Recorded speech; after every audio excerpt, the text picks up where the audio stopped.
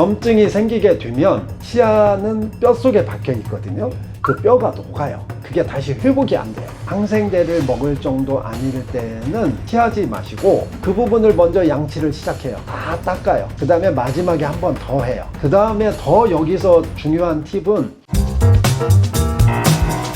35년차 치과의사이자 20년 이상 턱관절 장애를 진료하고 있는 치과의사 문영주입니다. 반갑습니다. 그럼 오늘은 좀 약국에서 구할 수 있는 구강 상비약을 조금 알아보려고 하는데요. 네네. 예를 들어 주말이나 이렇게 밤에 병원 문이 닫잖아요. 네네. 그럴 때 이제 긴급 처방할 수 있는 뭐 약품이나 용품 알려주실 수 있을까요? 일단 뭐 긴급할 때는 대개는 통증이겠죠. 이럴 때는 주로 이제 진통제인데요. 주로 약국에서 쉽게 구할 수 있는 게 비스테로이드성 소염 진통제가 보통이에요. 그래서 이제 보통 뭐 탁센이나 에드빌 종류 이런 종류를 드시고, 그래도 이제 좀 안 듣는다 그러면 또 해열 진통제가 있거든요. 뭐 주로 타이레놀 계통 같은 거 같이 드시면 더 효과가 있어요. 평소에도 이제 잇몸 관리를 할 수 있는 네. 약국에서 구할 수 있는 약품 중에 뭐가 좋을까요? 흔히 구할 수 있는 건 소독약이겠죠. 네. 그 다음에 치간 칫솔이나 이런 거. 소독약은 그 헥사메딘이라는 건데요. 네. 클로르헥시딘 제제거든요. 네네. 그 소독약이 있어요. 그게 소독이 잘 돼요. 입속에 이렇게 가글을 이제 좀 하셔도 되지만 이거는 오래 사용하시면 안 돼요.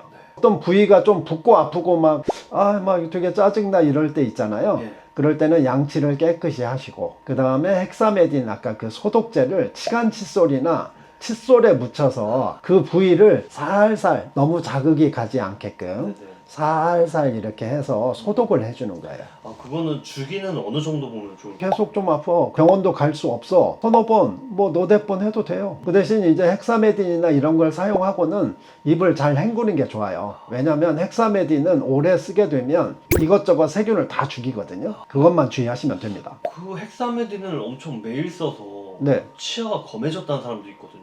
당연히 있죠. 그게 왜냐면요, 헥사메딘은 이 세균 저 세균 다 죽이니까 무법천지가 되거든요. 네네. 세균이 색소를 내는 세균이 쫙 점령을 해. 예. 그러면 담배도 안 피웠는데 갑자기 치아가 까맣게 돼. 진짜 까맣게 돼요. 뭐 하루 이틀 썼다고 그렇게 되는 건 아니에요. 근데 뭐 한 일주일 이렇게 계속 막 아침 저녁으로 계속 가글 하고 막 난리를 쳤어. 그러면 그렇게 되는 경우도 있어요. 그거는 필요시에 잠깐 쓴다. 아플 때나 발치하고 소독 목적으로 또 쓰기도 해요. 그러면은 상비약도 집에 없을 때 네네. 이 통증이 나면 좀 어떻게 긴급 처방하는 게 좋을까요? 소금물 같은 거 이런 것도 조금 도움은 돼요. 소독력도 당연히 있는데요. 그거는 아주 짜게 해야 되고, 약하게 타서 이렇게 머물고 있고 또 이렇게 가글을 하게 되면 그 염증성 있는 것이 좀 빠져나오게 돼 있어요. 삼투압 때문에.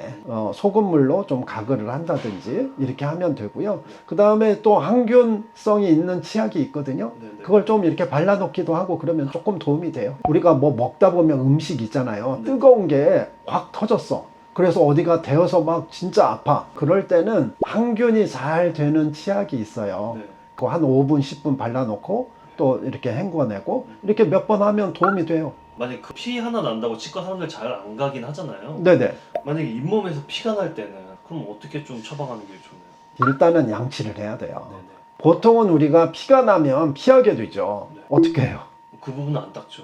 그죠? 네. 대부분 그래요. 근데 사실은 역설적으로 그 부분을 더 닦아야 돼요. 왜냐하면 피가 난다는 거는 그쪽에 세균이 많다, 적군이 많다. 그러면 그 적군을 어떻게 해야 돼요? 쫓아내야죠. 네네. 쫓아내는 제일 쉬운 방법은 아까 소독약이나 네. 그 다음에 칫솔질이에요. 항생제를 먹을 정도 아닐 때는 피하지 마시고 그 부분을 먼저 양치를 시작해요. 다 닦아요. 그 다음에 마지막에 한 번 더 해요. 그 다음에 더 여기서 중요한 팁은 항균력이 있는 치약으로 그렇게 쫙 한 번 하고 칫솔도 깨끗이 물로 헹구고 입도 다 헹구고 그러면 어떻게 돼요? 깨끗해지죠. 그 깨끗한 칫솔모로 다시 치약을 좀 묻혀서 2, 3분 더 닦아요. 그러면 되게 깨끗해져요. 소독이 완벽하게 되는 거죠. 대청소가 되는 거죠. 네. 처음에 닦았을 때 세균이 많은 걸로 계속 오래 닦는 것보다는 한 3분 닦고, 그렇게 염증이 있을 때는 한번 헹구고 칫솔도 헹구고 네. 그걸로 닦으면 좀 효과 있어요.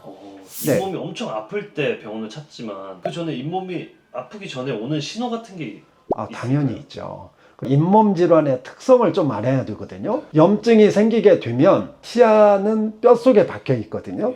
그 뼈가 녹아요. 그게 다시 회복이 안 돼요. 그런 신호가 있어요. 가령 뭐가 솟았다는 느낌, 그 다음에 또 피가 난다든지, 왠지 막 자꾸 자극을 주고 싶다든지, 잇몸 색깔이 빨갛게 됐다든지, 이런 신호가 대개는 염증의 시초 신호예요.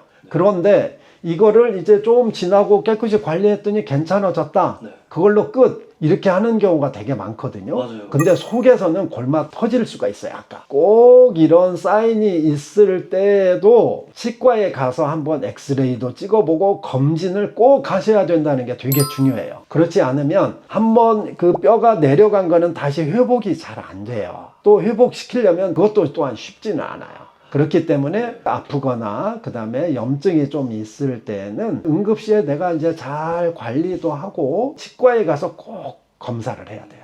그게 제일 중요합니다. 치과하고 좀 친해지려고 안 하잖아요. 아프니까. 네네. 친해져야 돼요. 이제 그러면은 네. 약국에서 구할 수 있는 잇몸을 좀 좋게 하는 영양제. 인사돌이나 이가탄 이런 거 많이 먹죠. 네. 좋다고 하는 사람도 있고요. 예. 좀 어떠세요? 그러면 잘 모르겠어요. 뭐 이런 사람도 있고 많이 그렇죠. 그걸 먹을 때는 잘 선택을 해서 먹어야 되고요. 예. 각각 또 성분이 좀 달라요.